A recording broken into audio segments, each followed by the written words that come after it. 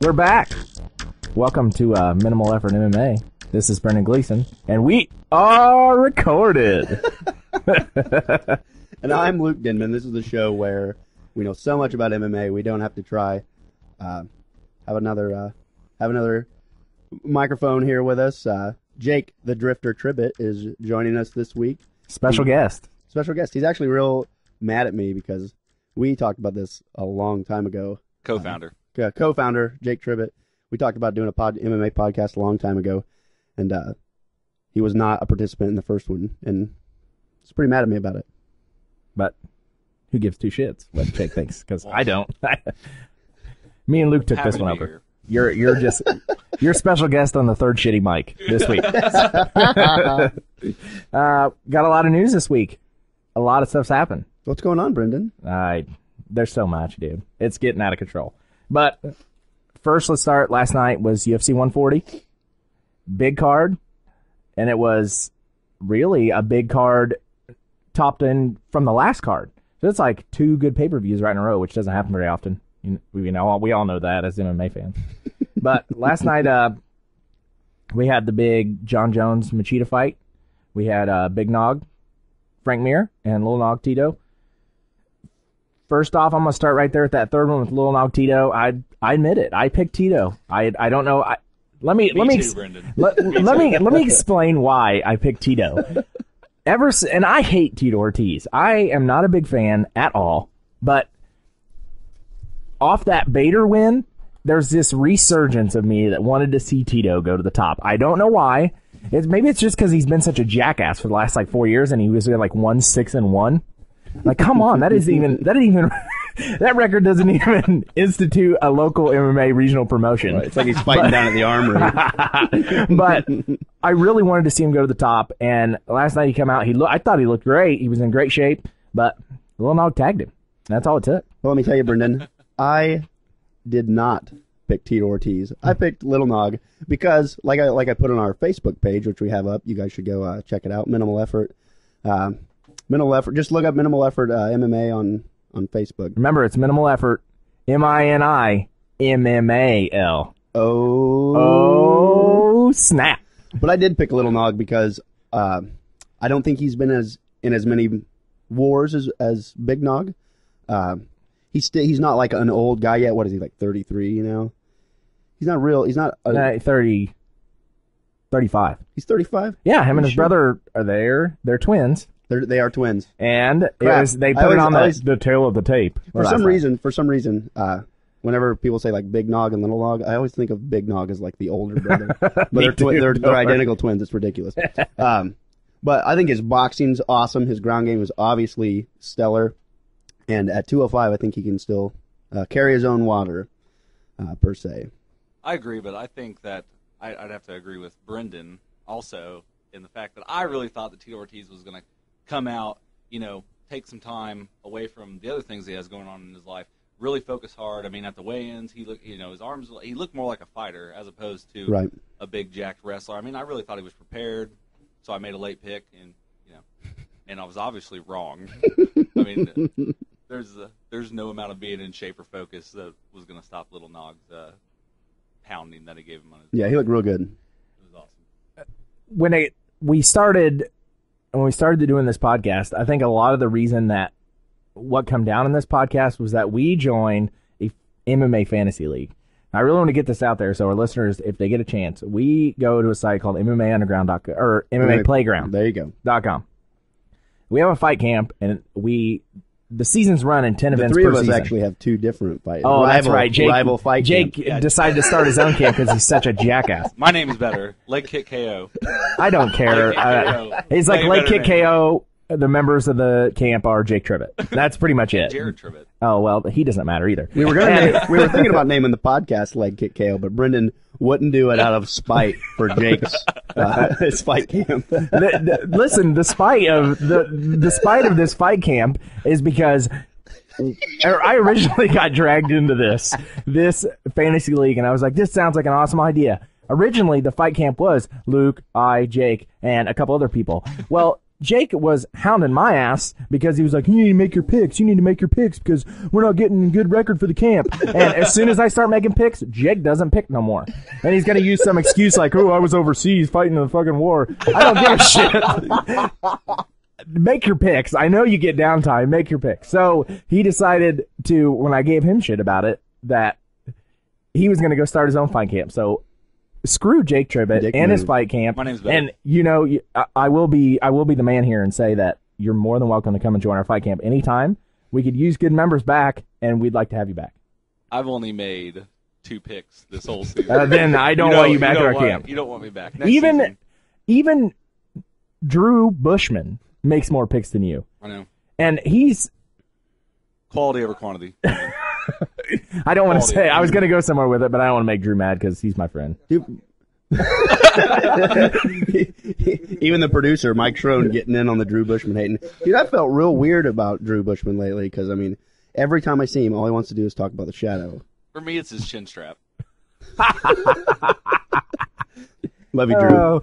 Sorry, a little off topic, but that's originally when we started this podcast. That's what a lot of our stuff was based around because we argued about the fights that we picked in this fantasy league. So if anybody will wants point out, Brendan, that in almost every season that we've competed against each other in picks, you win. I have won. You have won. How many points did you get last night? I got 31 points last night. I got 58. I got 61. He did, and you won the season. He wins it every year. It's always back and forth. The worst part is it's always back and forth. Is like I'll start out with some points, and I'll go ahead of Luke, and then I'll miss an event, and that'll totally wipe my score out. Yeah, I'll cry about it because it makes me mad.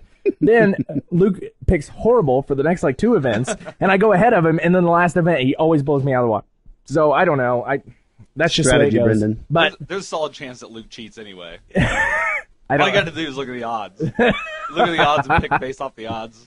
I just try to pick whatever Brendan's not picking. I'll usually just try to pick whatever that is because I've made our rivalry into something much more than it is. Like I take it very, very personal. I get real serious. I always call my girlfriend, "Hi Piper, love you." I always call her and I'm like, "Babe, you're not gonna believe this. I totally dominated Brendan last night on the fights. Blah blah blah." She's like, "Good, babe."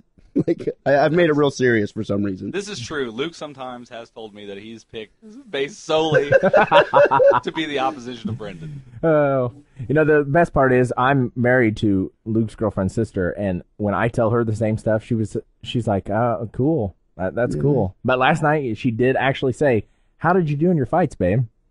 On the one event. Then I'm like, I totally get blown out of the water. Thanks, Randy. But it's okay because they weren't up yet, so I didn't really know how bad I did. So I just went on. I don't know. They aren't. I actually up yet. didn't make my picks very accurate. I never did. I was getting 5 points because it's based on who wins the fight, how they win, and what round they win. I always pick who wins correctly, but the accuracy of the round and the way. I got it was 5 points, 7 points, 5 points, 5 points. I only got one fight wrong, but it was 5 points apiece. I think I did get one right on the money, and it was a decision win or whatever. But anyway, just to go back. You picked Lentz to win too, didn't you? I did pick Lentz. It sucked. It was a good fight, really. It was a really good fight. Anyway, go to MMA Playground if you guys want to do that. It really is a great time. If you're interested in joining the fight camp, all you do is make your profile and let us know on our Facebook page. We're also on Twitter too. Minimal Effort MMA on Twitter, spelled the same way with the MINIMMAL.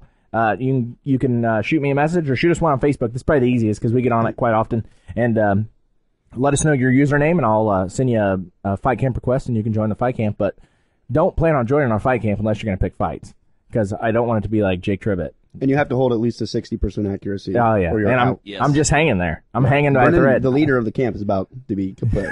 I'm not going to be kaput. We actually made that rule when we were all still in the same camp. Before we get started here with some of the MMA garb, first of all, I'd like to give a shout out to Levi Brinkerhoff. He's our first foreign fan. Oh, Eli. He tries Eli. Levi Brinkerhoff. He pretends to be like a missionary in Ukraine or whatever, but we all know that he's a communist red Russian. yeah, Marx is a genius. Red Dawn was about him. Yeah. Levi's in Red Dawn. And also, before we go any farther, I guess I want to make sure I plug our friend Eli, which I kind of just slipped the name in. He has a video game channel on YouTube. Go check it out. It's TVGA, Video Gamer Addict. Really great stuff. The guy puts down some good reviews on good games, and we'll make sure we keep plugging his name as long as he keeps. A huge fight fan too. But we actually, when we were teenagers, we used to go over to Eli's and we'd clear out all the furniture. We'd clear out all the furniture in his living room. We'd put on these big old giant boxing gloves and we'd try to like do our own like MMA fights. They got pretty brutal sometimes. The one story I always remember is I'm fighting with Jake Tribbett over here on my right.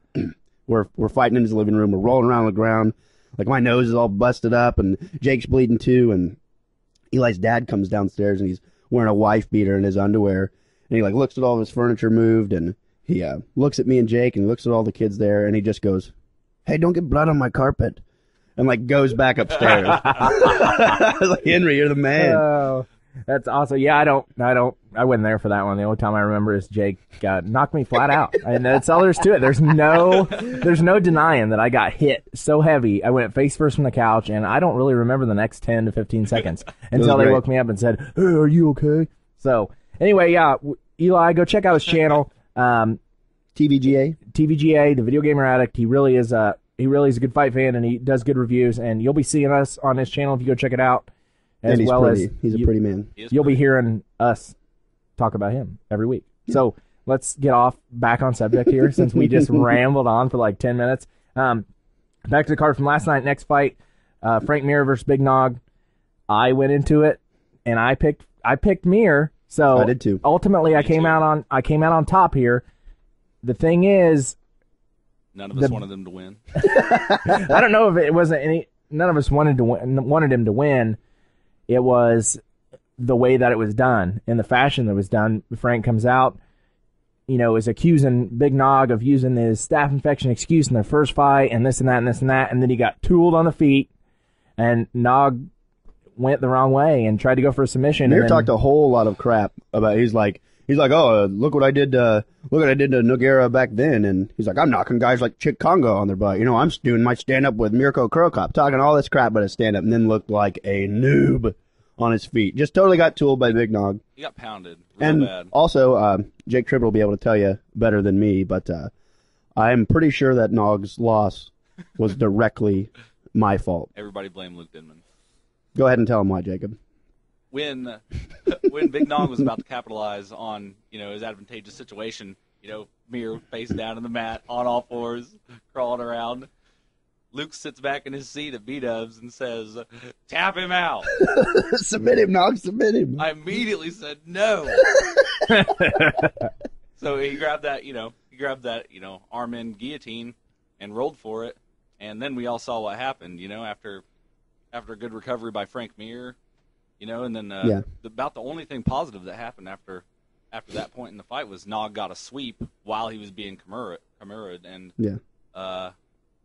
and then he got his arm ripped. It was still early enough. Like Kimuras and guillotines and stuff. They're real strength based. Like if you're real strong, then you can hit a Kimura from anywhere. Well, one thing I did notice is that Frank Mir, and this is no doubt based off from years and years of training, that he immediately came up with his leg over Big Nog's head. Right. He rolled right into the perfect position. Yeah. So yes, it's strength based. Well, what I was getting at, his technique was flawless. He just happens to be super. What I was getting at is it was still early in the fight. So if you got a guy the size of Frank Mir, grab him for a submission within the first 2 minutes of the fight, you're going to be in trouble because he is a monster of a man. That leaves us really after this fight goes over. We got. I'll just talk about where we see Big Nog going from this point. In my opinion, I never want to see him go, but it's to that point now. I think he's been too many. I mean, you're going to throw him up against. I mean, the tier. You can put him in fights with the top tier heavyweights, but I don't really want to watch Nog get broken or knocked out again. I mean, I really just think his fight career didn't end last night on a bad note, in my opinion. The guy's had a career like none other. So I just really want to know what you guys think about where you see him going and if he retires, are you gonna Brendan, To all Brendan's co-workers that they called me out on the last show saying, well, Brendan, a whole bunch. I didn't notice it. So I apologize or get over it or whatever. Well, Brendan, I have to disagree with you. I do not think that Big Nog's career's over because he looked ready to go on his feet. I mean, he looked like he was in real good shape. He was real fast. He started moving his head for the first time in 15 years. You know, the guy's never been known for his head movement and foot movement. He got caught in a submission by a great submission artist because Frank Mir, you know, arguably he's one of the better strikers in the heavyweight division now. Like, you know, over the last couple of fights, he's proved that he has pretty good stand-up. He's got his Muay Thai straightened out. He's got some good leg kicks, got good punches. And I mean, Nog made him look like a fool on his feet. And you know, even though he got submitted, like, Nogueira still has one of the best ground games in MMA. So, like, I think what's going to dictate whether or not he hangs it up or keeps going is how long it takes his shoulder to recover. You know, if he can come back from if there was no real serious injury last night, like I know it was dislocated. It was dislocated and there was tendon and ligament damage. So he's in LA today. He was in a full cast. Yeah. Oh, really? So yeah. So depending on how he recovers, how quickly he recovers, because he's like you said, he was 35. He's 35, so he's not an old fighter at this point, but he's getting to the point where he's, you know, a couple more years and it's going to be a no-go anyway. And you know, unless you're Randy Couture. No, I think that I think I'll have to agree with Luke. I don't think his career's over. I think last night is you know, an instance where he made a strategic mistake. You know, he saw the opportunity to, you know, a great win over Frank Mir would, you know, be awesome for him, be good for his career, you know, all these things. But he saw the chance to tap out Frank Mir. Who wouldn't take that? Yeah.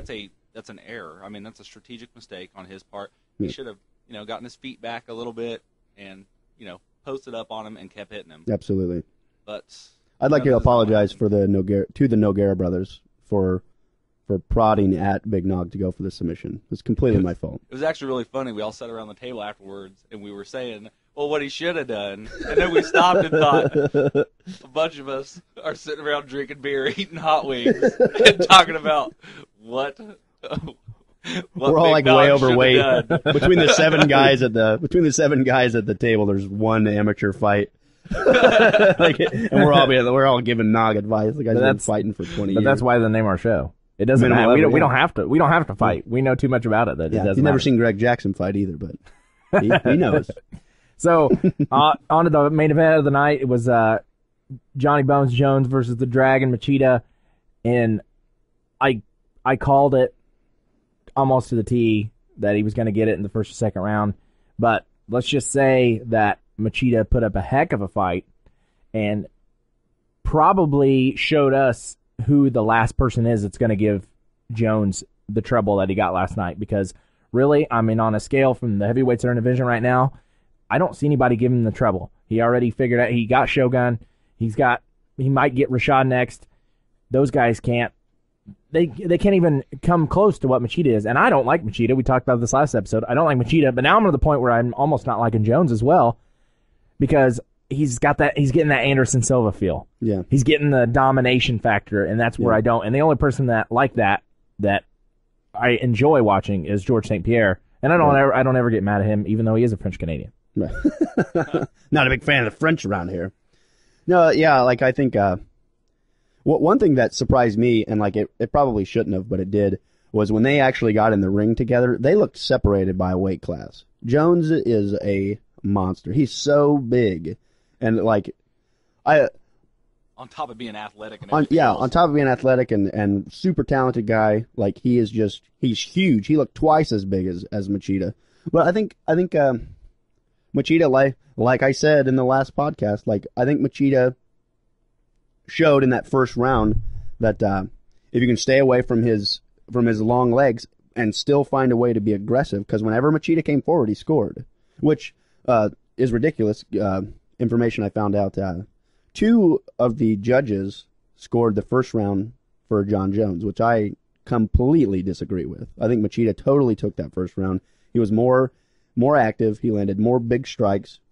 It's like Cecil Peebles scored 2 cards. Oh. Yeah. It's like they've just cloned him. You could have a whole episode of nothing but bitching about MMA judging. Well, it really is a big deal because I definitely had the first round to Machida all the way. I mean, he scored a huge counter strike that rattled him. Rattled him and sent him back.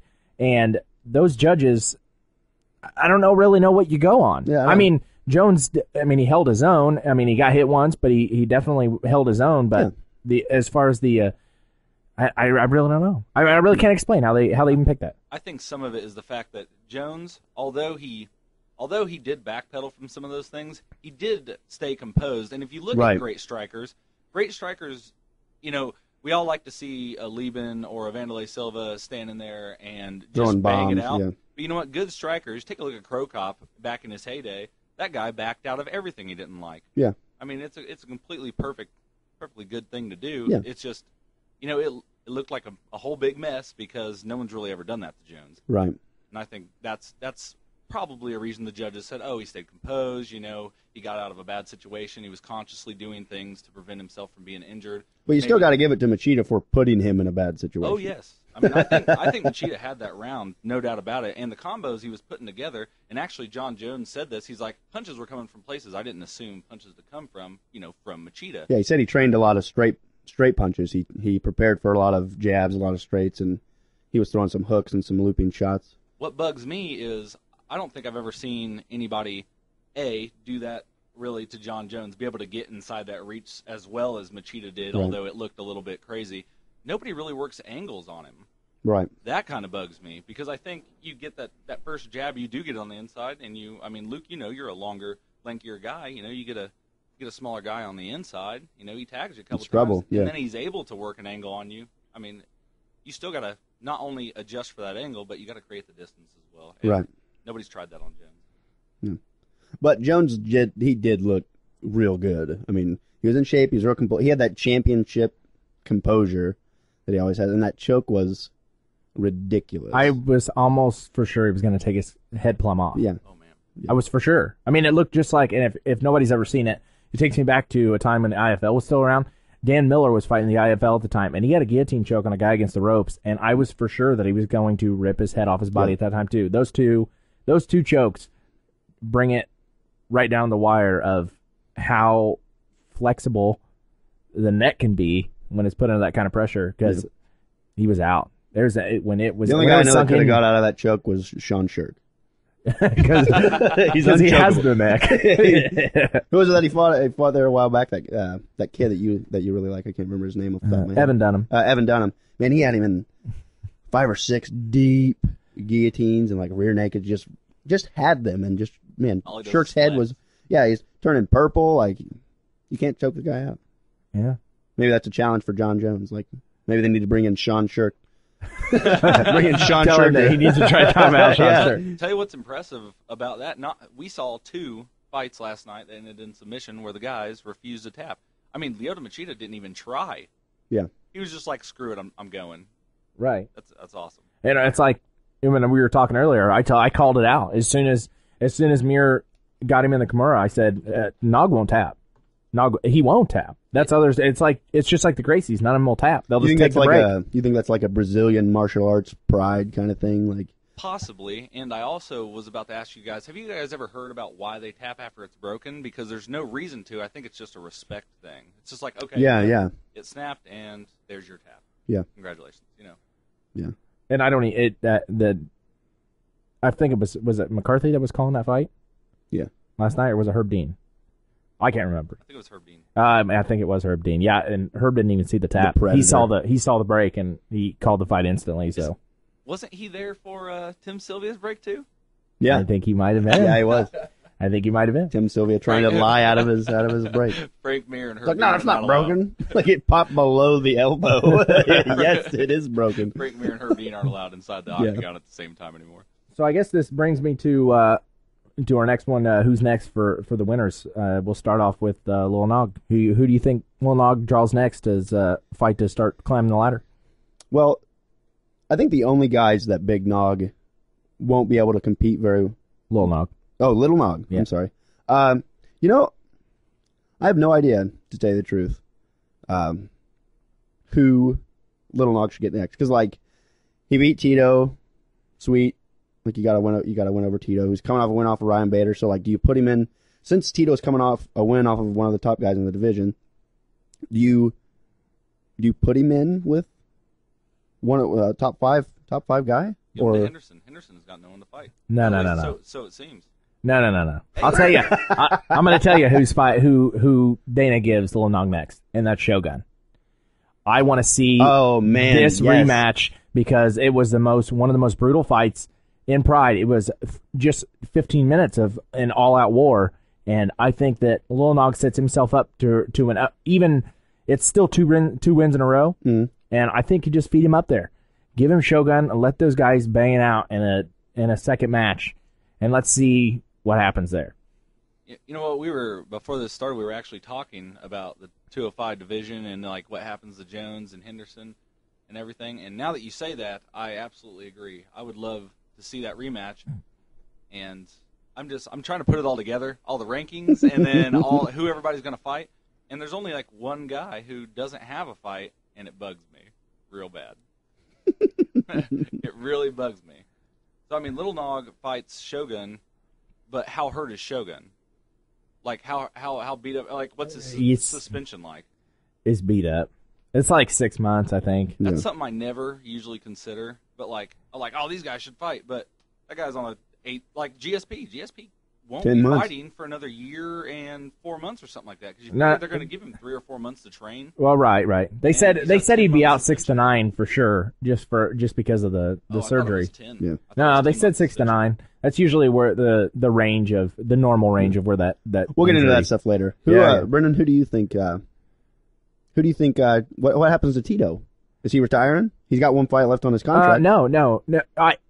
Tito's calling for another fight. Dana says we'll see. It doesn't matter to me who Tito fights. Honestly, just to see him go out on the last fight, I'd see Forrest again because it is a rubber match. Yeah. So I'd like to see who comes out in that one. I just don't. Now that he lost again, I'm just like, who cares? You're off the train. I'm off the bandwagon now. I'm done.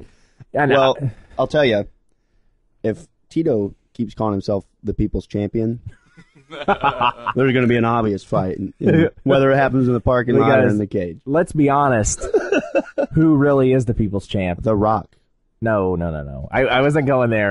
Dwayne Johnson. I was really going with the fighter we hug the most, and that's Chael Sonnen. He is the people's champ. He is.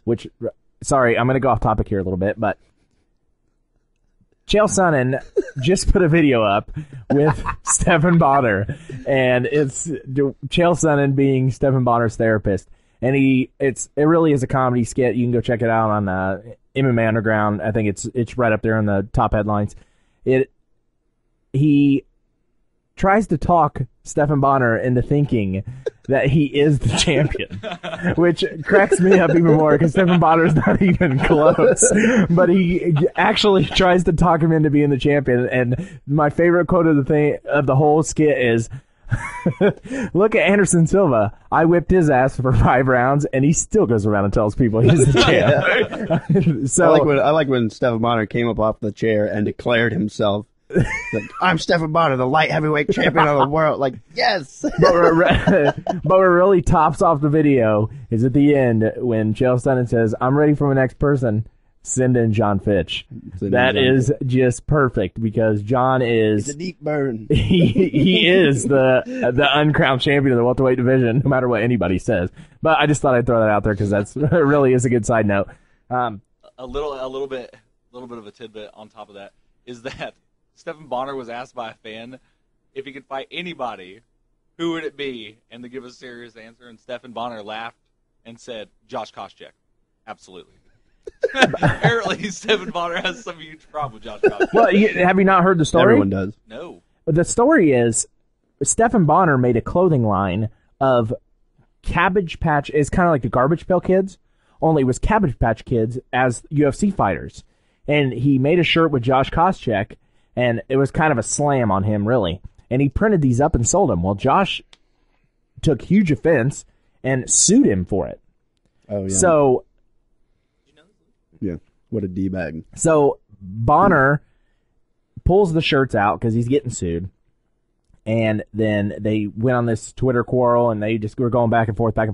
But then after Stefan won the last fight, he apologized to Josh Koscheck and told him that, you know, he was sorry for the whole bit, and he understands and whatever. And it was kind of squashed. So that little tidbit was from way before. Yeah, I hadn't heard any of that. Yeah, that was a while ago. Yeah. That. Now I feel like I wasted 5 minutes and I learned something and no one else did. That's all right. That's what we. Hey, I bet all the people that are listening and that do listen to this will have not known that story one bit, and that's the reason why.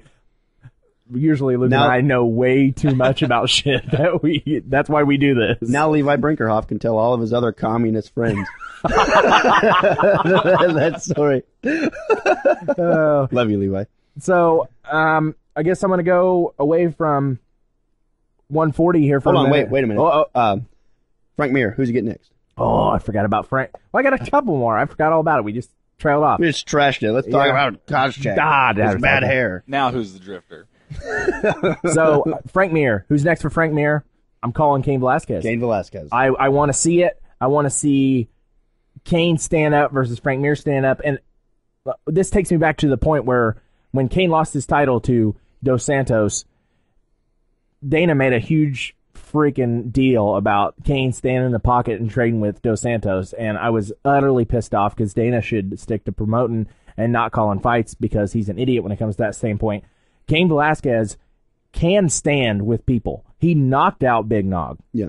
Like, let's not. He just about knocked out Mir, so. Right. Zombie but Cain doesn't have bad stand-up. It's just Junior Dos Santos has good stand-up too, but he's got power. Yeah, he caught him. You can't, there's no way to make an accurate comparison between Dos Santos' stand-up and Velasquez's stand-up because he didn't like outbox him. They didn't have this long boxing match where Dos Santos' skill was just way too much. Like he threw a massive punch and it connected. Like, that's what happened. Isn't that just a nasty overhand right? Yeah, nasty overhand right. Caught him right behind the ear. Just put him. But I gotta agree, we didn't see any boxing. Yeah. There's no. You can't judge it. You can't judge a fighter's ability and how well he trained and what he was prepared for based on a fight that lasted, what was it, like 46 seconds? 64. 64 seconds? Yeah. I'm dyslexic in real life. My bad.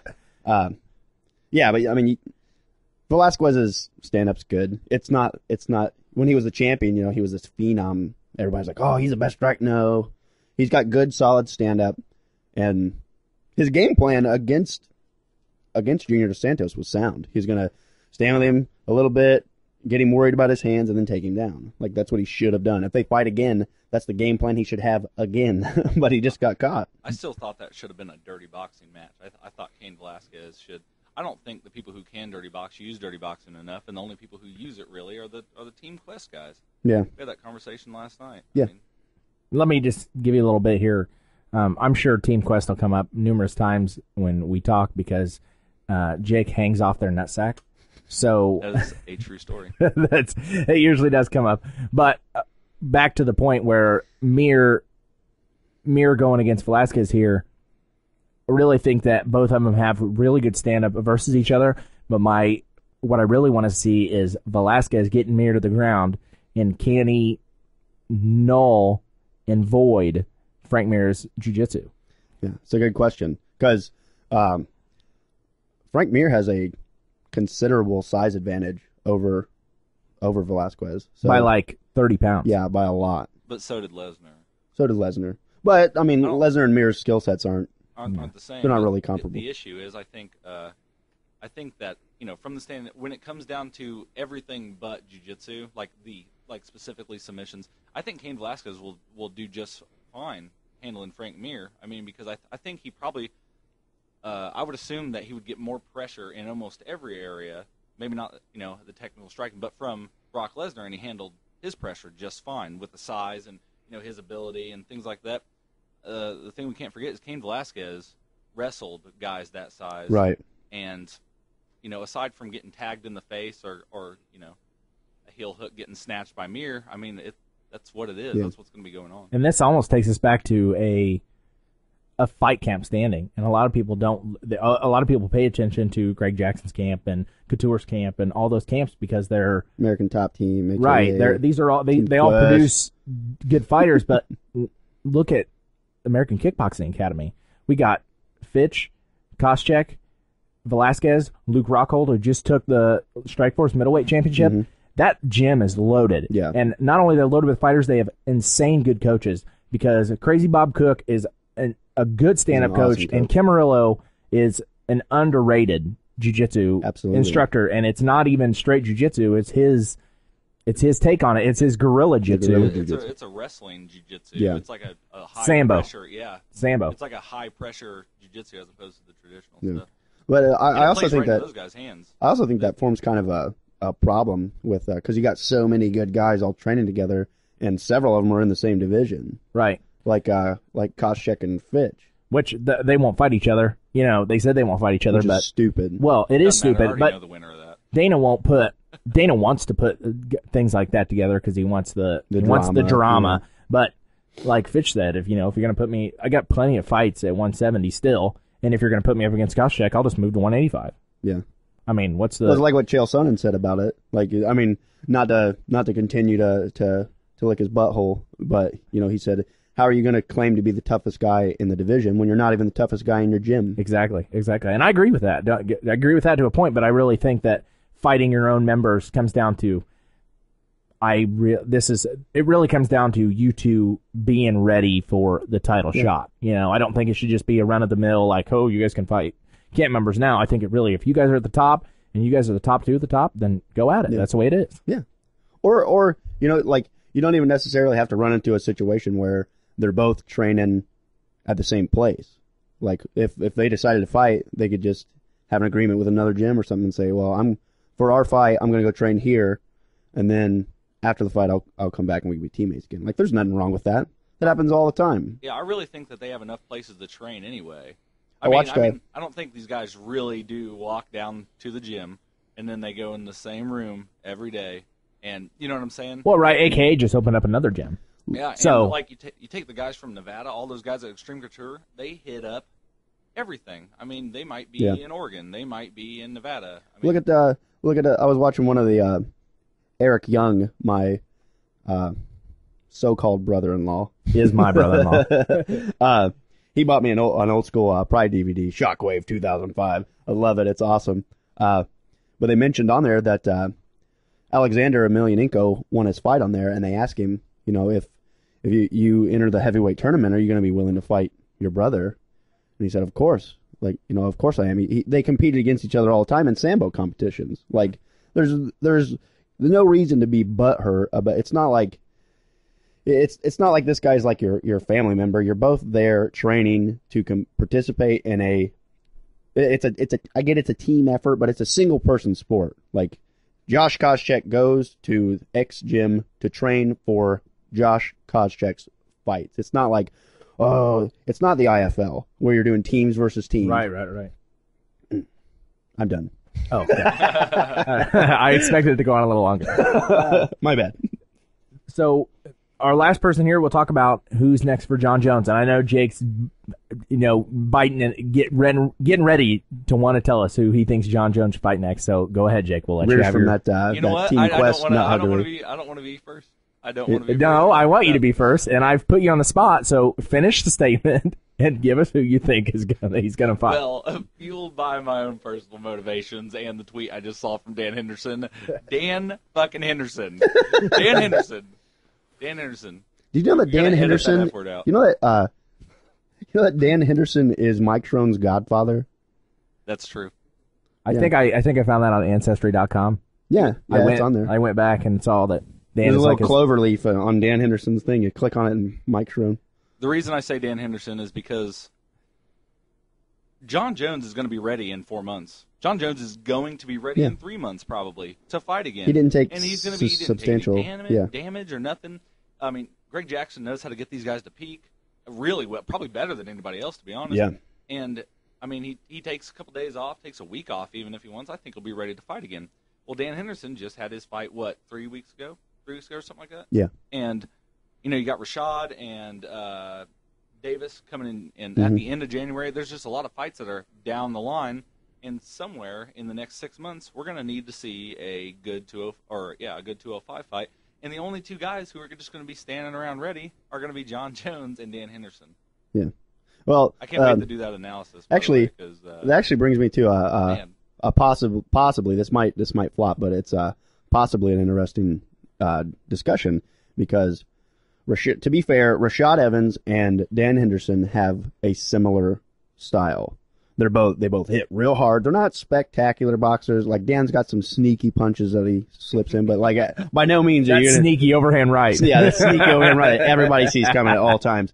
Luke used to make fun of that, by the way. Luke. I did. I used Luke to Thomas hate Dan Henderson. used to make fun of Dan Henderson. And let me tell you why, Jacob. Let me tell you why. We talked about this yesterday. It's because Murillo Bustamante beat him in their second fight. And when Dan Henderson's fights go to the judges, he is going to win. Yeah, I would have to agree with that. That he's impactful.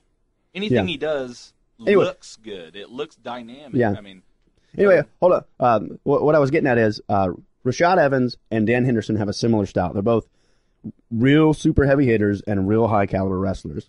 But for some reason, and maybe you'll know, I do not think that Rashad Evans can offer John Jones anything. I don't think he has a chance in hell of even putting up a strong participation in the fight against John Jones. But I think Dan Henderson can.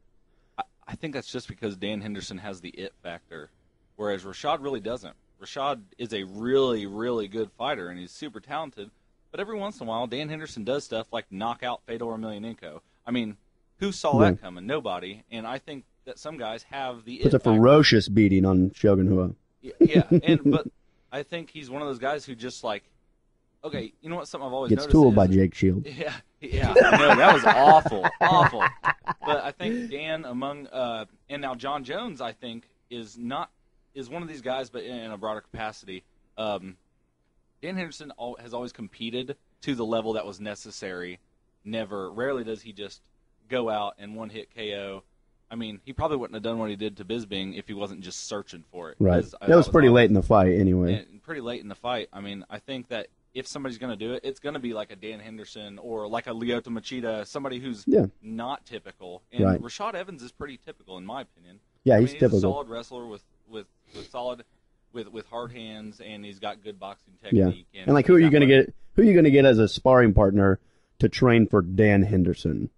Who are you going to find that has? Who are you going to find that has like A caliber wrestling and also has a completely different style of boxing that will knock you out if he hits you? I will tell you that I will be picking against Dan Henderson in that fight, though. Dan and Jones? Yes. You'll pick against him? Yes. Traitor. Let me give you. Wow. Let me try to answer. Wow. Let me try to answer your theory on why Dan poses the threat versus Rashad. Okay, Brendan. Rashad is not a Greco guy. John Jones is a Greco guy. Dan Henderson is a Greco guy. These two almost cancel each other out because Dan really is that good a Greco wrestler, just like John Jones is. Yeah. And with Rashad, you just have, like you said, the shooter. Yeah. So John Jones can handle that all day. He can handle double legs all day. Rashad has that power in his hands, but God, I really don't think he has that Dan Henderson power. Not only that, no one does. He doesn't have the chin that Dan has. True. Dan has a chin like no other. Yeah. And Rashad got put to sleep by Machida. Right. So I really think that's what it comes down to, is why you would give Dan the shot more than you would Rashad, because Dan's got enough stuff to nullify. Yeah. And on Jake's end, I won't be a traitor. I will pick Dan Henderson. I am not a traitor. Those picks have absolutely nothing to do with who I want to win. Evidence in Frank Mir Big Nog, because Frank Mir can go right to hell. And I wanted Big Nog to win, but I did pick Frank Mir. Frank Mir is saying that he wasn't rocked. That he wasn't rocked and he was totally composed. And like, he is such a tool, Frank Mir. He's like, oh. Frank Mir is going to show up at one of these sessions sometime and bust through that door. You know what? I will sue the pants off of him. Like, you know what? You go ahead and choke me out. I will see you in court. Like, I'm an American. You can't just barge in here and break my arm. Maybe we'll get Chael Sonnen to be your lawyer. Yeah. And I'll shoot him. I'm a licensed firearm carrier. You go ahead and kick that door in with your arm bars. I got a hollow point waiting for you. Frank Mir, that's right. I'm threatening to kill you if you ever break into my house. I will kill you.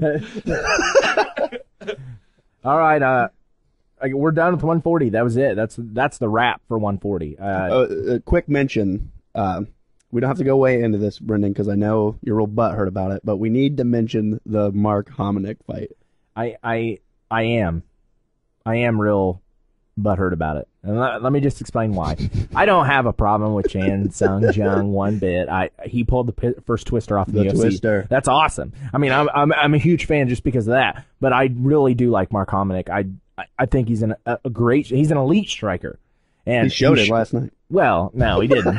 But he showed that he can hang in there, and he hung in 5 rounds with Jose Aldo.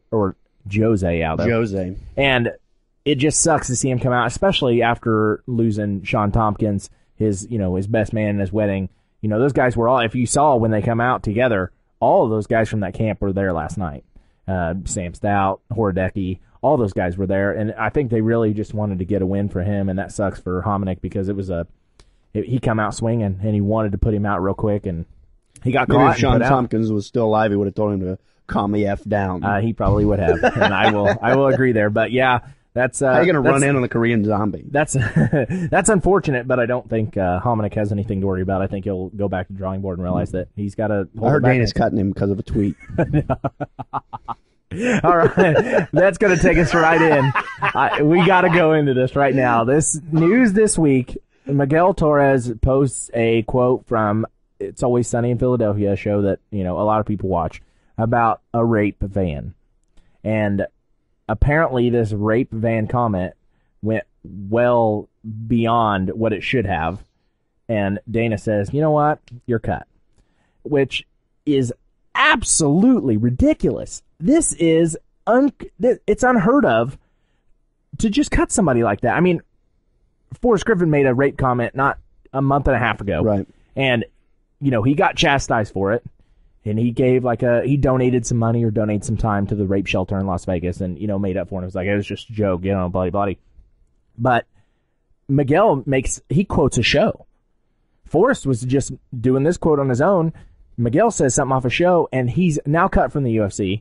And what else does he do besides put a, statement out that says, yeah, I'm sorry, I take, I'll take credit for my mistake or whatever, and, I'll just move on and hopefully I get a second chance. But it still leads us to the point that this is effing ridiculous. Dana White is out of control. One of the arguments they had, for, the 2 previous, molestation, rape comments. The Jerry Sandusky Evans thing, and the argument against Torres was that, for one, I don't know if there's a good reason that Rashad shouldn't have been punished. I have no idea. Because his reason was malarkey. Yeah, ridiculous, if I remember right. And the whole thing about Forrest Griffin's tweet was that he saw a bunch of stuff on the news, and it was motivated by something other than humor. He was like, "Oh, this is sad. There's so much rape on the news." Yeah, blah, 3 blah, different blah. rapes on 3 different channels. He saw him talking about Nonsense. I saw it the day it happened, and rape's been prevalent for a while now for us. I saw all the tweets after that, and this is what I told Luke before I found out what the argument, that kept him into the UFC was. But it was that he made that joke. And then 2 or 3 fans or something like that, like female fans, were like, I can't believe you'd say that. He was like, well, fine, unfollow me. I mean, his attitude was not, remorseful or anything like that. It was a joke. Well, my question is, when's he going to fire Joe Rogan? You don't fire Joe Rogan. When's he going to fire if you're gonna fire people for representing your company poorly? Listen to Joe Rogan's podcast. I like Joe Rogan. He's a real funny guy, but if you're going to cut somebody over things that they say, Joe Rogan. And Rashad Evans, Dana was like, oh, Rashad and Forrest both had reasons. Rashad Evans' reason was that he wanted to take a stab at Davis because he wrestled at Penn State. It's like, oh, so I'll insult this child molester to take a stab at your school. That's a crappy reason to make it to make the joke. Forrest it's probably a lie. Probably Flat made that up. But like Miguel, he quoted a TV show. I don't know. It wasn't even something. It wasn't something that directly reflects on his personality. He quoted a TV show. I don't know if anybody's ever met him. I mean, I briefly Yeah. did at Naga at a Naga tournament. Real one time. legit dude. That guy is a super nice guy. Like, he doesn't have, and like all of his students that I talked to, like, you know what I mean, which is not very many, but I mean, these guys all have nothing but respect for him, and not because he's a great fighter, because they live in a crappy place, kind of. Yeah. I mean, I don't know specifically where he lives, but East Chicago. yeah, but in East Chicago, I mean, that's a pretty rough area, and there's a lot of tough guys who come out and into MMA and wrestling, and he's one of these guys who can take in these kids and build them up into something positive. I mean, he's a super positive guy from everything I've ever heard about him. And this whole tweet thing, I'm about to ramble because this pisses me off really, really bad. It just And does. Miguel Torres's MMA like career has been stellar. Who else do you know who's been 40-something and won? Yeah, he did like a whole bunch of like bare knuckle Vale Tudo stuff in Brazil, like before MMA was like real popular in the United States. Like even though he's a younger guy and like he's not real super popular, he is an old guard. He is. Yes. He's been around doing pro fight. That's his pro record. Like they can't even show. They don't even list some of his they don't fights even because it predates modern MMA. Yeah. I mean, then you're gonna cut this guy who's still top 3, top 4 in the division, and I mean he dominated WEC for a long time. Like you're gonna cut him over a tweet. Dana White is out of control. They should fire Rogan for over-exclamating everything. Oh my god! Oh my god! Oh my god! Like when Mir got... You know what? That was just parried. There was no contact whatsoever. But I'm gonna stick with this Dana White stuff because it really super irritates me. He's been coming out with some of the most ridiculous statements I've ever heard, and I'm sorry, I've been going off about this all week. He just said stuff and thinks that it's true because he like runs a business. Like there's no way that Miller Bisping was the most one-sided fight in UFC history. There's no way. Did you ever They've obviously never seen Nate Quarry versus Caleb Starnes. Yeah. Oh my god! Or Tim Sylvia bad. Tim Sylvia versus Cabbage. That was pretty one-sided. Yeah, I mean, Brad Kohler's fights like years and years ago, he'd walk out, hit a dude, and the fight would be over. One punch, boom, over. That's pretty one-sided. If I remember right, the only 10-7 or 10-6 round in UFC history might be the Quarry. Yep. Whatever that guy's name. Caleb is. Starnes. Yeah, Caleb Starnes. I used to like him actually. I really liked him before that fight. He also has the nastiest gash on his head in MMA history, in my opinion. Yeah, I think I do remember that one. He's pretty That's good. It might be. 10-6, we could. though. I mean, we could definitely go on about all the bitches that we have about Dana White. Frankie Edgar, number 2 in the world, No. pound for pound. Dana White, he's like, I don't care what anybody else says. Well, that's good because nobody else cares what you say. Right. I do because it's funny. Button your shirt up. You're not buff. You're not in Motley Crue. You're not a rock star. He's not. And the problem, and it's like we sit here and bitch about it. And we don't matter.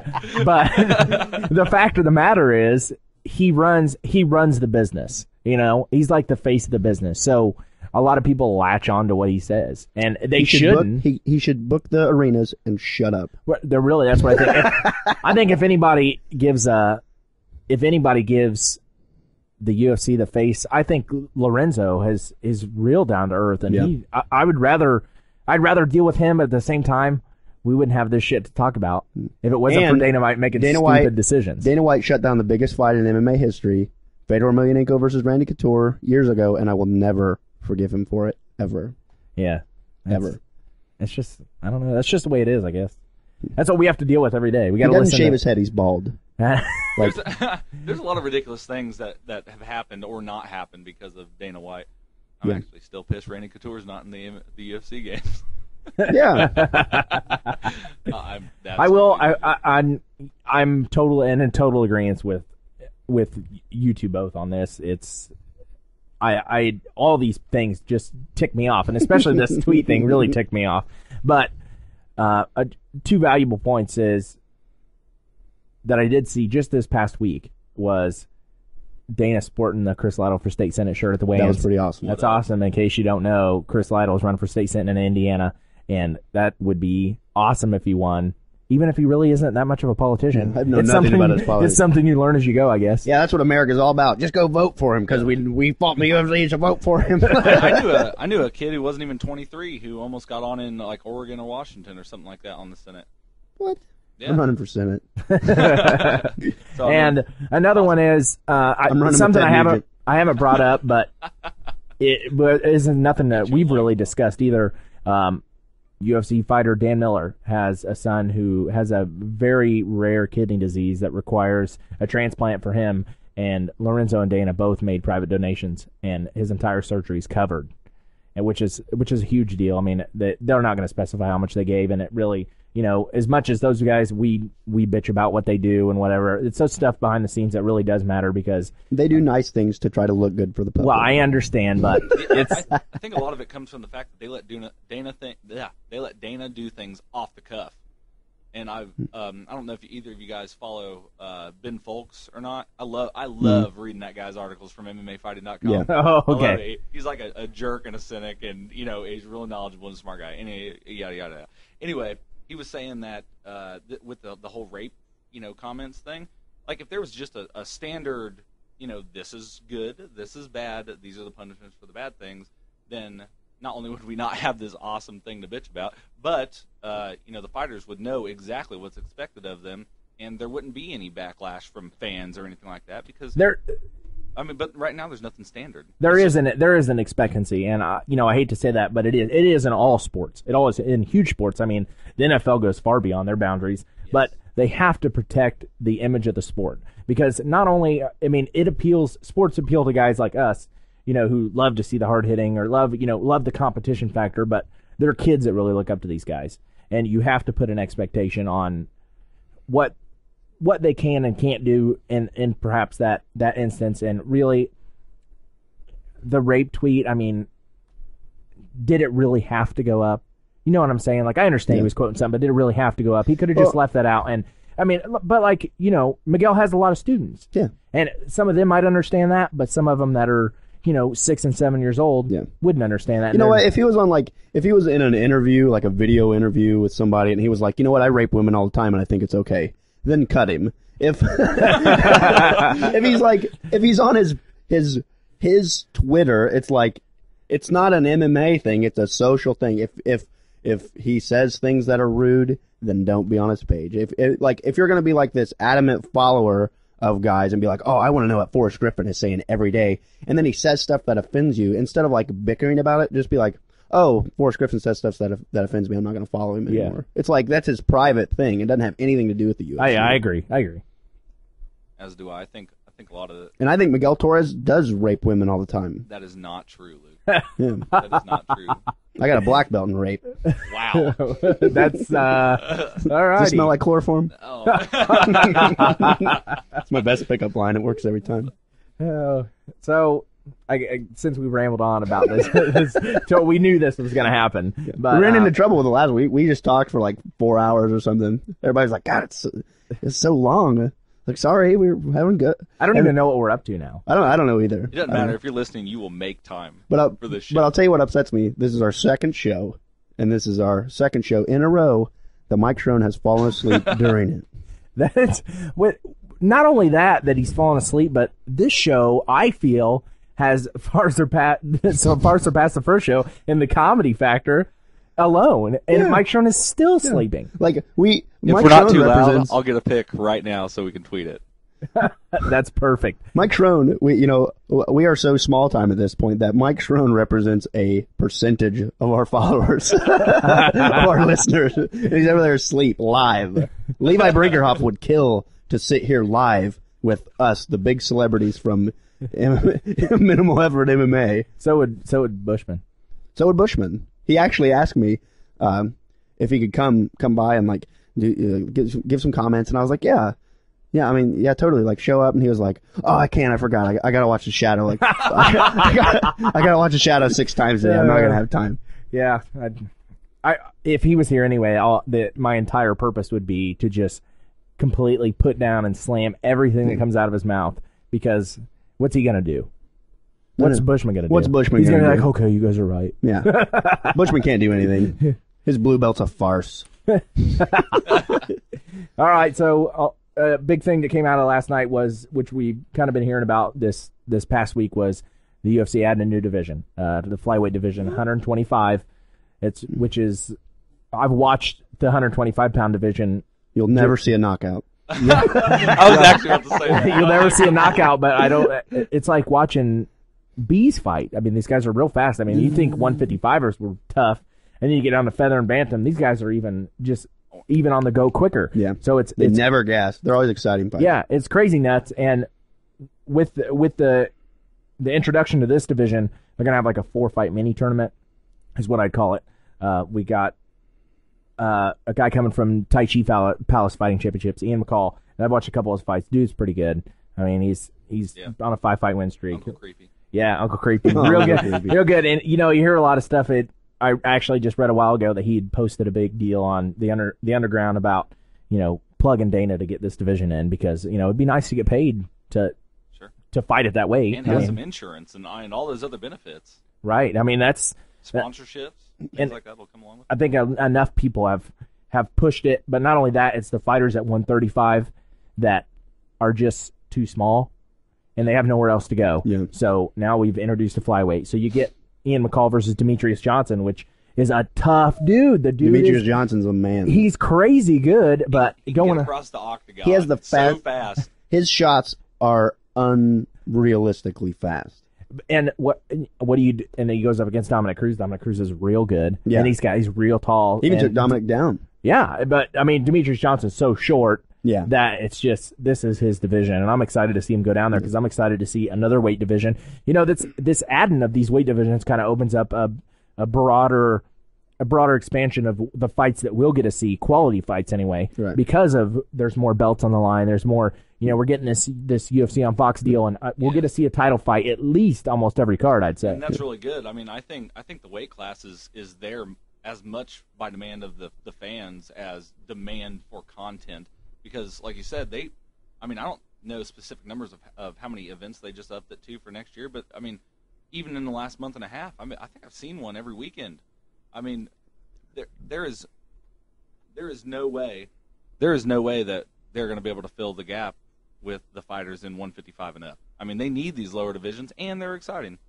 I'm going to play the devil's advocate here, because I agree with you guys on the fact that, like, it's good that these lower weight guys that are world class athletes, before they didn't have anywhere to show their skill or whatever. Now they got that big stage, blah blah blah. Like, I agree with all that stuff. The thing that I have trouble with, Brendan, is that the more divisions you add, like, there's maybe going to be one or two guys maybe at 125 that I give a flying hoot nanny about. Like, so Right now.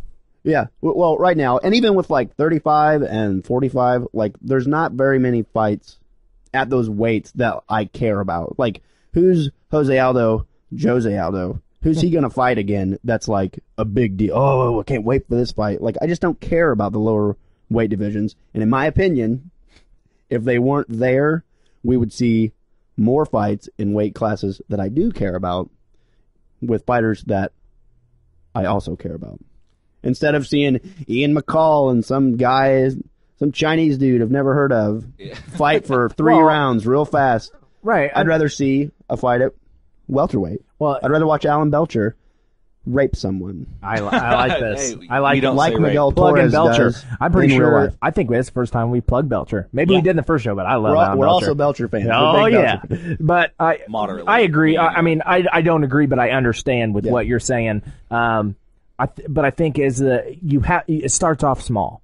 You know what I'm saying? I think these divisions will start off small, and they will get bigger, and it opens up the market for the Korean market and the Asian market for these smaller divisions, because we get a lot more guys that are coming overseas to fight over here. And I think another thing, as if Asians don't have enough markets to dominate. Right, but I mean, they should make computer chips and leave the fighting to the Brazilians and the Americans. But I think the thing you'll find more as time goes on, is those fighters in the classes that you do care about, welterweight, lightweight, those guys start to drop down when their records start to go downhill too. Because they lose 2 or 3 fights, and you're like, hey, Dana, I want to drop down to 145, try it out. He'll be like, we're going to see Nate Diaz down at 135. Maybe I can dominate down there. That's funny, but if Florian goes one more weight class, I'll kill myself. Yeah. He is the John Stockton of MMA. He's one of the best point guards ever. Never won a championship. That sucks too. I like Kenny. Don't get me wrong. He's not only is he really is a good fighter. He's not one of those guys you'd expect to be a fighter.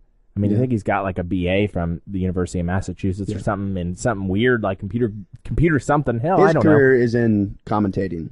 It is. That is definitely one. Yeah. But they just signed John Anik.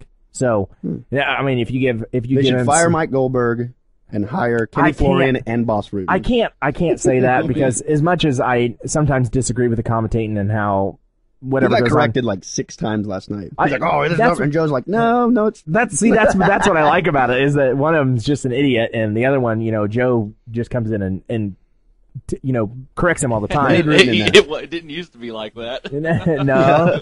He's putting on a twist of the arm. Yeah, put him on an arm bendy. Like, it's an arm bar, Mike. Oh yeah. They need Boss Rutan in there. Bottom line. Goldberg versus Boss in a kickboxing match. And commentating. For the right to commentate. Because Mike Goldberg trains with Mark Delagrati.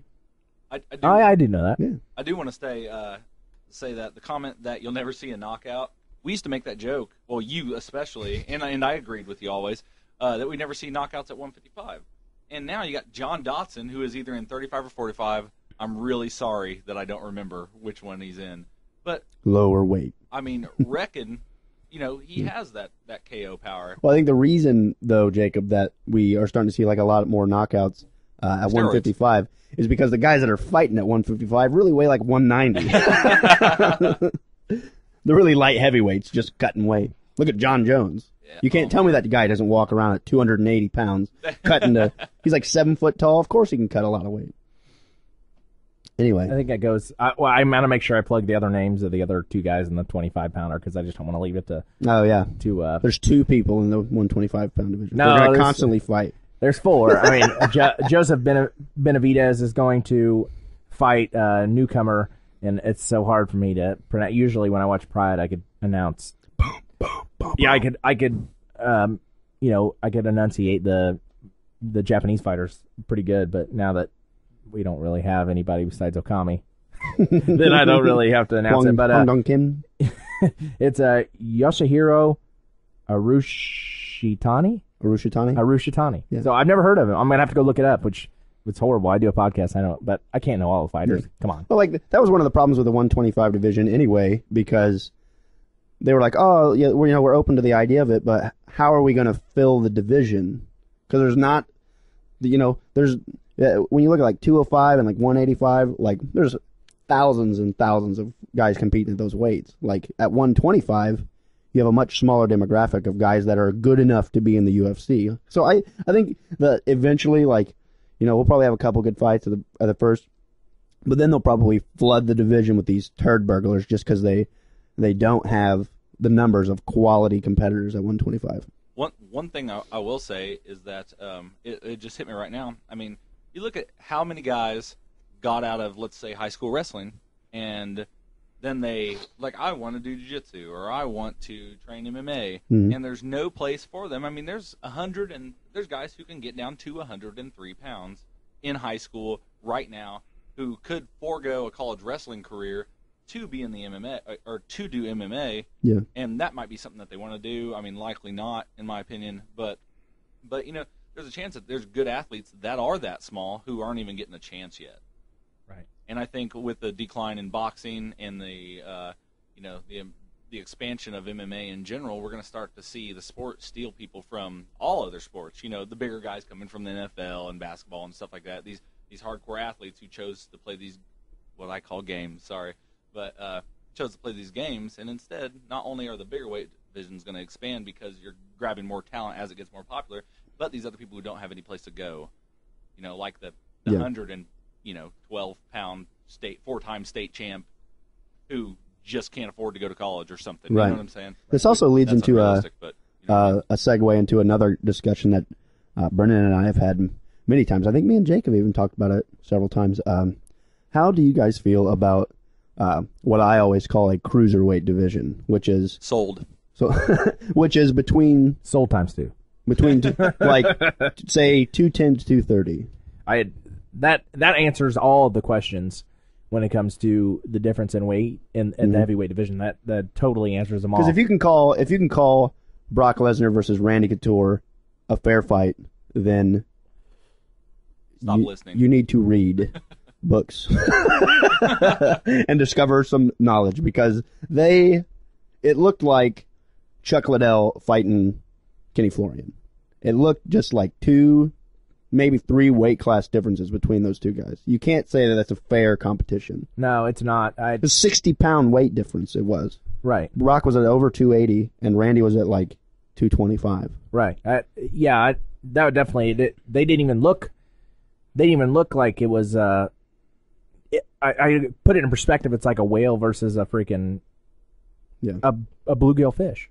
Yeah. I mean, it really did look that big. Yeah. And granted, Randy Brock's held a whale of a whale. Whale of a whale. Granted, that Couture held his own. I mean, don't get me wrong. He held his own, and it was.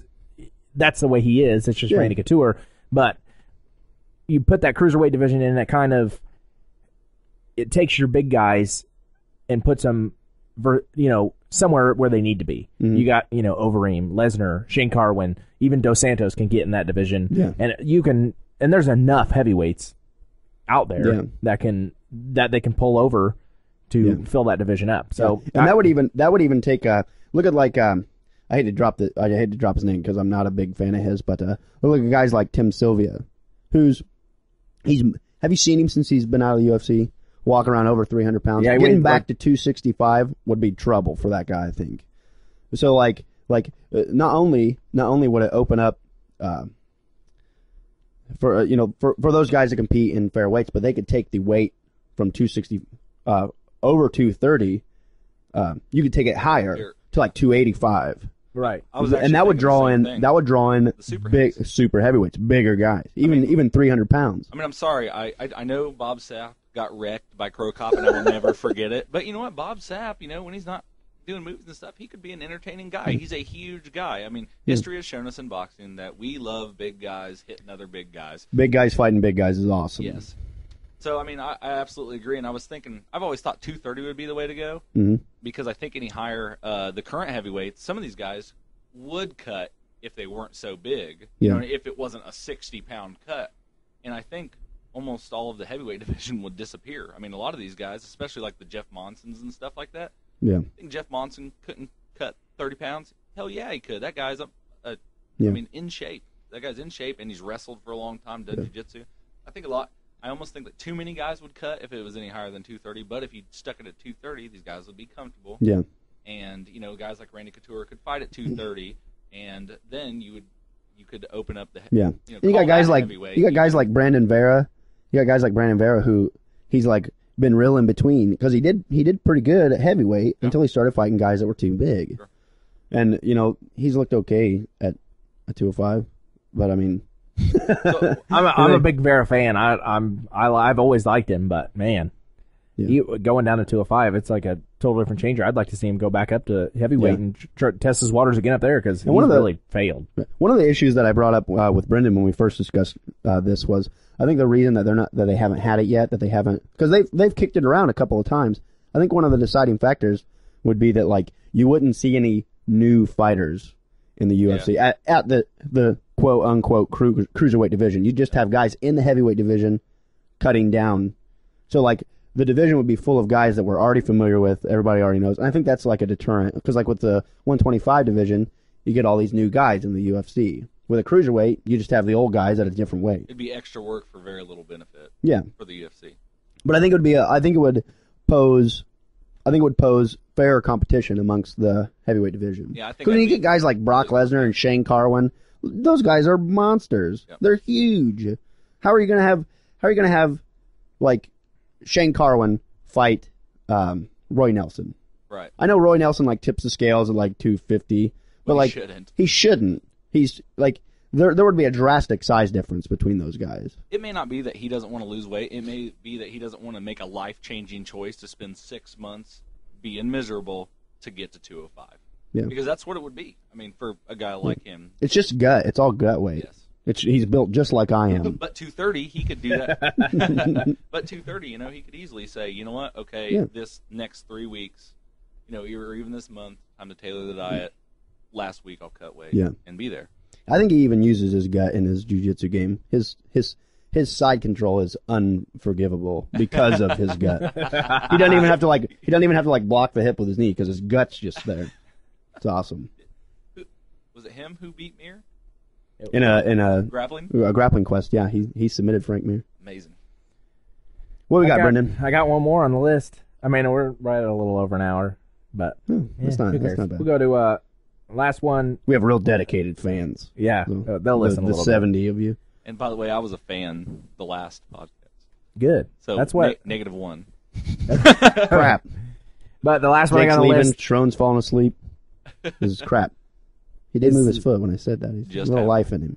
The big deal that come out of this week, away from 140, was GSP blowing out his knee.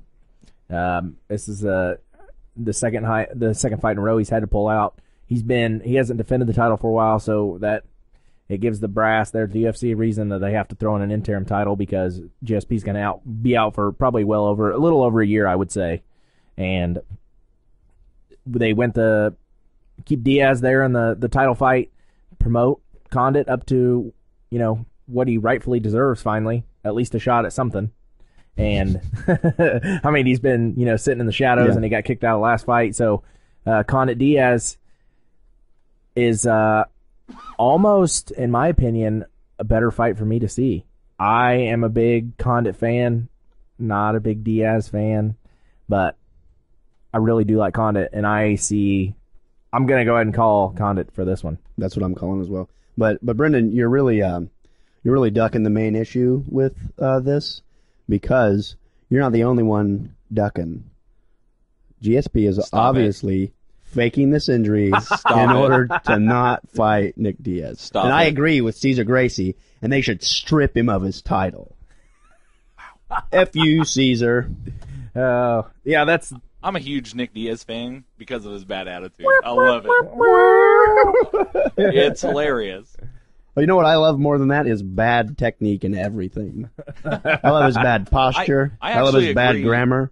I actually agree with almost everything Luke says about Nick Diaz, but he's another guy that A, I think has the it factor, and B, is unorthodox. I mean, he is a good boxer, but he fights with it weird. Like, he's taken his knowledge and morphed it into something that people just aren't expecting to see. I mean, we used to joke back before I paid much attention to Nick Diaz that he'd just walk around with his jab hand extended with it on, on his opponent's cheek. And you know what? He really does kind of do that. And for some reason it works. I mean, maybe BJ Penn overtrained and maybe he didn't, but he certainly outboxed BJ Penn. And I mean, Luke will argue that it was. I will. That it was all. I was about to. That it was all cardio. But I gotta say, he proved that you could outbox a gassed BJ Penn with his hands down. He outboxed Daly too. But Daly's a kickboxer, and Daly almost KO'd him like 3 times. I agree, but Gomi hit him real hard if I remember right. Yeah, back in the day, Gomi. But Gomi was the same thing. Nick Diaz is a chin guy too. That's the thing. If you go back and you watch the Gomi fight, you'll see that Gomi throws thunder with every punch. He throws heat. The Fireball Kid. That's what I mean. He throws heat, and that's it. And if you watch it, like they have good exchanges. They have a couple good exchanges, and then Gomi throws himself out, and then his hands are down. So, like, of course, Nick Diaz punched him in the face a whole bunch because his hands were down. It was the same thing with BJ Penn. I think that Nick Diaz has the same kind of it factor that Mayhem Miller has. He's fought out. Yeah. He's been outside the UFC. Like a whole bunch of like diehard of his fans have been like, "Oh man, Nick Diaz needs to get in the UFC. He's the best fighter in the world." But like, look at his record aside from BJ Penn. If you can recognize more than 3 people that he's fought since 2007, I will shake your hand because they are all. He fought KJ Nunes. I'd heard of him. I'm real familiar with KJ Nunes. That was one. He fought over the hill Frank Shamrock, and he fought Daly. Sure. Yeah, like he's I said, a turd. I agree. I don't think he's a turd, but I agree with everything you say. He lost in a grappling fight against Diego Sanchez, and in a grappling fight against Carl Parisian. These guys are rudimentary grapplers. Well, when you call them rudimentary grapplers, I'm pretty sure Diego Sanchez would walk into the gym that we both train on and off at and wreck most people. No, I mean, yeah. Don't get me wrong. I'm not saying that. I don't mean just beat. I mean, I'm pretty sure he would wreck them. I mean, Diego Sanchez, whether it was because of his celebrity or his skill, regardless, he went to the ADCCs. He got his invite, and that's, to me, that's saying something. Yeah, I'm not saying that they're bad grapplers, because of course Carl Parisian, he's a black belt in judo. Like you said, Diego Sanchez participates in ADCC. But by no means are these guys the best grapplers in the division. I agree. And with everybody, they've phenomenalized Nick Diaz's ground game. Like, he's just if you go to the ground with Nick Diaz, he's going to tap you out. No, that's not necessarily true. Yeah, I don't think everybody was like, actually. oh man, if he goes to the ground with George St. Pierre, GSP doesn't want to be down there. Yeah, he probably does. He's a elite caliber wrestler, and he's a black belt in jiu-jitsu. He has all the business in the world being on the ground with Nick Diaz. I think Nick Diaz has a pressure thing. Like, that's what I think his like biggest tool is that, for one, he is a marathoner in every sense of his the word. cardio is out of control. And he can take the punches, stay in your face, and just tag you. That's all he's got to do is hit you. Combo 2. He can take the punches from the bottom of Strikeforce's roster. I mean, he took him from. Paul Daly did. He gave him some big ones. He's got a decent chin. But I'd like to close out myself on this, because I really just like him because of his attitude. But I do agree with what you're saying. I just think his boxing is better than you give him credit for. It probably is. And I think it's the way he uses it that makes him effective. I think it's better than his boxing's better than the credit that I give him, but I don't think that it's as good as everybody else gives him. It's like he's the best boxer in MMA. Why? Because he knocked out he beat up BJ Penn with his hands down, because he lost that first round. Nick Diaz lost the first round. He got reversed on the ground, showing that his ground game is not this immovable object, and he got countered a lot. And then BJ came out and was gassed. Well, let's go. Since you guys are going to argue about Diaz's boxing, I'm going to go with where why I'm picking Condit.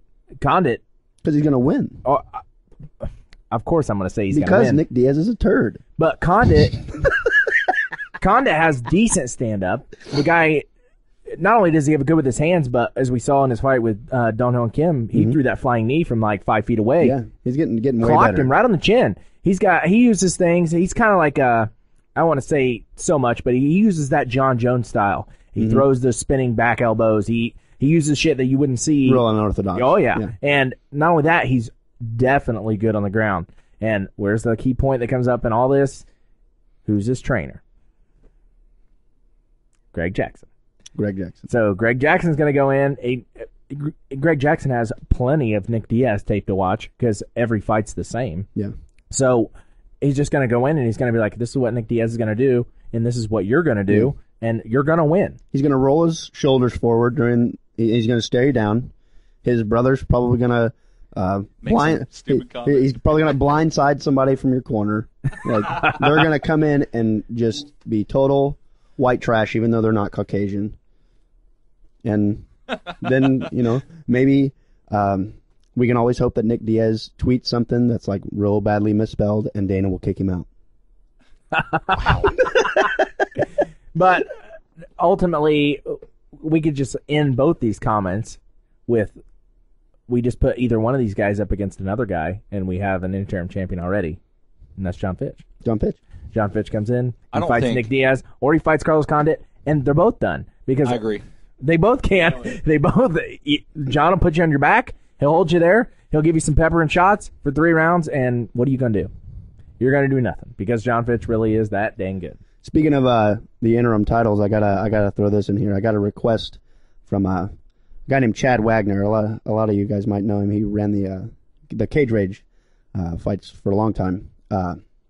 He asked us to talk about real fighters like Josh Barnett, Keith Wisniewski. So I got to plug some Josh Barnett info. Technically, Josh Barnett is the UFC heavyweight champion because he didn't leave the UFC on a loss. Hold on, let me finish. You've been saying this for years. He didn't leave the UFC. He didn't leave the UFC on a loss, and the next fight to establish the champion was for the interim title. So every title after Josh Barnett's title is an interim title in the heavyweight division. So technically, what you're saying is when Big Nog won the interim title, it was the interim title. Yeah. And what do you have to say about Keith Wisniewski? He got his. I've never seen an arm get broken like his. Shinya Aoki literally tore his arm off, and it made me want to puke.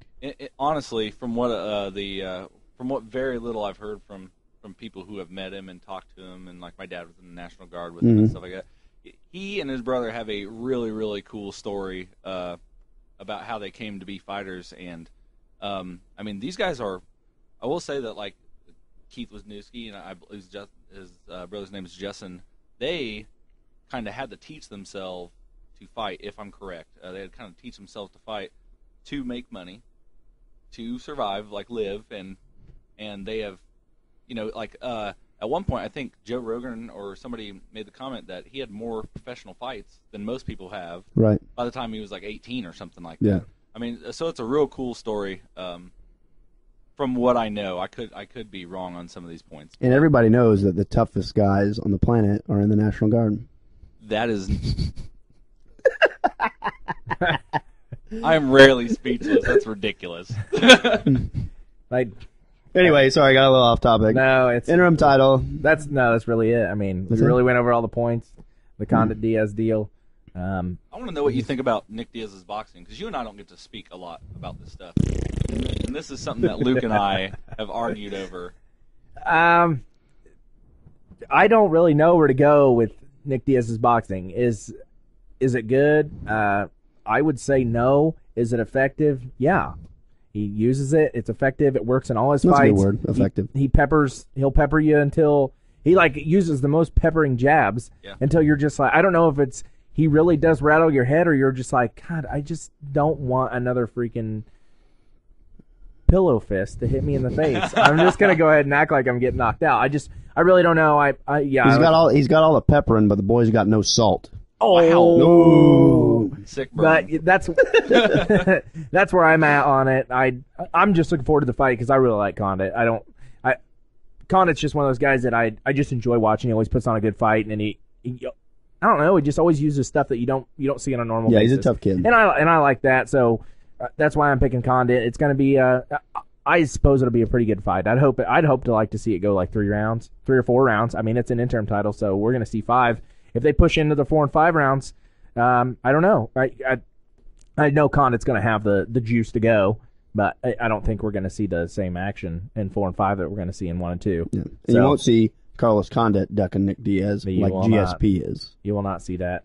And I'm just kidding about that, by the way. I don't believe that for a second. What is even better than that and funnier is the comment that I've recited to you several times is. His Floyd Mayweather gets paid millions and millions of dollars. Short pause, and Floyd Mayweather cannot stop the double leg. Direct quote from Nick Diaz. It is true. It is true. That's all we got for this week. That's the end of my list. I'm going to thank you all for checking it out. Yeah. Thanks for listening to our again ridiculously long podcast. We Mike Schroen's away. Yeah, Mike Schroen's away. He is beautiful in the morning. We definitely want. He listens to the whole thing, and he's like wiping the draw off the corner of his mouth. And we definitely just want to thank you all for listening. Thank Jake for coming in and filling in his 2 cents.